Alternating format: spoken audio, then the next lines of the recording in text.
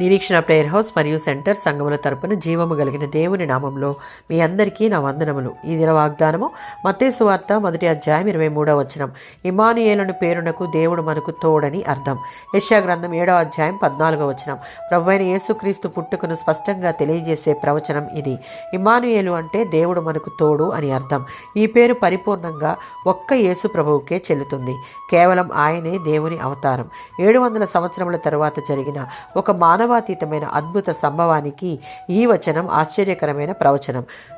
యెషయా గ్రంథం 9వ అధ్యాయం 6-7 వచనాలలో ప్రవచన పురుషుడైన యేసు ప్రభువు కన్యక గర్భమందు దేవత్వం మానవత్వం కలిగిన దేవుని కుమారుడిగా మనలను ఏలుటకు మహిమను విడిచి సర్వమానవాళి రక్షణ కొరకు రిక్తునిగా ఇమ్మానుయేలుగా వచ్చాడు.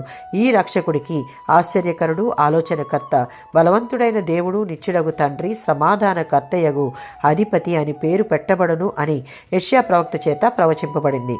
మత్తయి సువార్త 1వ అధ్యాయం 18-23 వచనాలలో యేసు ప్రభువు పుట్టుక, జీవితం, మరణం, సజీవంగా తిరిగి లేవడం వీటన్నిటికీ పునాది పాత నిబంధన భవిష్యత్ వాక్కుపైనే స్థిరంగా నిలిచి ఉందని రుజువు చేసేందుకు మత్తయి దాదాపు 50 సార్లు ఎత్తి రాశాడు. భూమిపై యేసు జీవితం, దైవావతారమైన ఇమ్మానుయేలు జీవితం, దేవుని స్వభావాన్ని, పనులను వాటి సంపూర్ణ సౌందర్యంతో మహిమతో వెల్లడి చేసిన జీవితం ఆయనదిగా పేర్కొన్నాడు. యేసుక్రీస్తులో దేవుని స్వభావం, మానవ స్వభావం పరిపూర్ణమైన విధంగా ఏకమయ్యాయి.